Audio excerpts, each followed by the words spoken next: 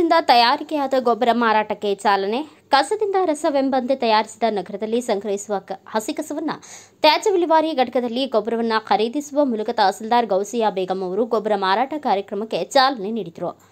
ನಂತರ ಮಾತನಾಡಿದ ಅವರು, ನಗರಸಭೆಯ ತ್ಯಾಜ್ಯ ವಿಲೇವಾರಿ ಘಟಕದಿಂದ ಹಸಿ ತ್ಯಾಜ್ಯ ಗೊಬ್ಬರ, ಸಾವಯವ ಗೊಬ್ಬರ ಉತ್ಪಾದನೆ ಉತ್ತಮ ಕಾರ್ಯವಾಗಿದೆ.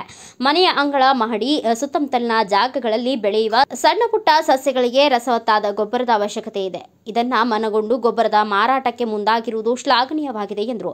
ನಗರಸಭೆ ಪೌರಾಯುಕ್ತ ಗಂಗಾಧರ್ ಅವರು ಮಾತನಾಡಿ, ಸರ್ಕಾರಿ ವಸತಿ ನಿಲಯಗಳು, ಸರ್ಕಾರಿ ಕಚೇರಿಗಳಲ್ಲಿ ಸಸ್ಯ ಬೆಳವಣಿಗೆಗೆ ಗೊಬ್ಬರವನ್ನು ಉಚಿತವಾಗಿ ನೀಡಲಾಗುತ್ತದೆ. ಸಾರ್ವಜನಿಕರು ತಮ್ಮ ಸಮಸ್ಯೆಗಳಿಗೂ ಗೊಬ್ಬರವನ್ನು ಬಳಸಲು ಕಿಲೋಗ್ರಾಂಗೆ ಕೇವಲ ₹2 ನೀಡುವ ಮೂಲಕ ತಮಗೆ ಅತ್ಯವಶ್ಯಕವಾಗಿ ಪಡೆಯಬಹುದಾಗಿದೆ. ಮುಂದಿನ ದಿನಗಳಲ್ಲಿ ಮನೆಯಲ್ಲಿಯೇ ಗೊಬ್ಬರವನ್ನು ತಯಾರಿಸುವ ವಿಧಾನದ ಬಗ್ಗೆ ಮಾಹಿತಿ ನೀಡಲಾಗುತ್ತದೆ ಎಂದರು. ಕೃಷಿ ಇಲಾಖೆ ಸಹಾಯಕ ನಿರ್ದೇಶಕ ಮಂಜುನಾಥ ರೆಡ್ಡಿ ಮಾತನಾಡಿ, ಗೊಬ್ಬರವು ಉತ್ತಮ ಪೋಷಕಾಂಶಗಳನ್ನು ಹೊಂದಿದೆ. ಮುಂದಿನ ದಿನಗಳಲ್ಲಿ ರೈತರಿಗೂ ಜಾಗೃತಿ ಮೂಡಿಸಲಾಗುವುದು ಎಂದರು. ನಮ್ಮ ಪೌರ ಕಾರ್ಮಿಕರು ಸಂಗ್ರಹ ಮಾಡ್ತಾರೆ ಹಸಿ ಕಸ ಮತ್ತು ಒಣ ಕಸ.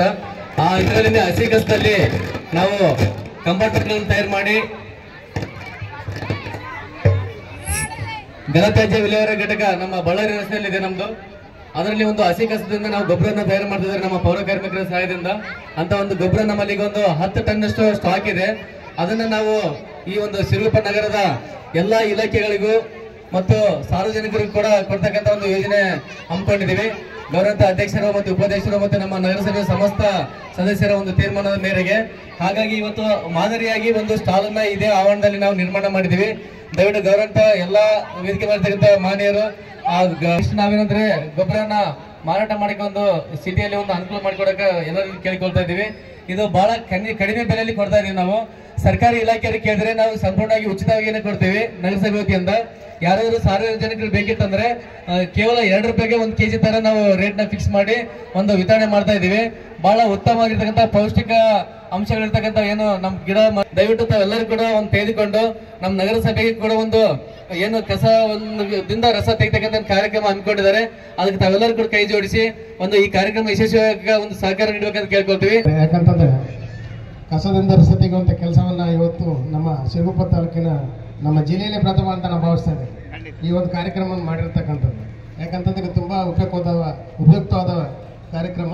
ಇದ್ರ ಮುಖಾಂತರ ನಮ್ಮ ರೈತರಿಗೆ, ನಮ್ಮ ಇರ್ತಕ್ಕಂಥ ಎಲ್ಲ ನಮ್ಮ ಸಾರ್ವಜನಿಕರಿಗೆ ಕೂಡ ಒಳ್ಳೆಯದಾಗುತ್ತೆ ಅಂತ ಭಾವಿಸ್ತಾ ಈ ಒಂದು ಯೋಜನೆಯನ್ನು ಹಾಕಿಕೊಂಡು ಯಶಸ್ವಿಯಾಗಿರ್ತಕ್ಕಂಥ ನಗರಸಭೆ ಇಲಾಖೆ ಎಲ್ಲ ಸಾವಯವ ಗೊಬ್ಬರ ರಿಯಲಿ ಇದು ತುಂಬ ಚೆನ್ನಾಗಿರುತ್ತೆ.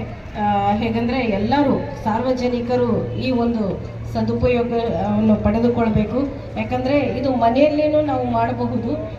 ಎಲ್ಲ ಮನೆಯಲ್ಲಿ ನಾವು ಯೂಸ್ ಮಾಡಿ ಗಾರ್ಡನಿಗಾಗಿನೂ ನಾವು, ಯಾಕಂದರೆ ಇವತ್ತು ನಾಳೆ ಹೂದೋಟ, ಮನೆದೋಟ, ಗಾರ್ಡನ್ಸ್ಗಳನ್ನು ತುಂಬ ಬೆಳೆಸ್ತಾ ಇದ್ದೇವೆ.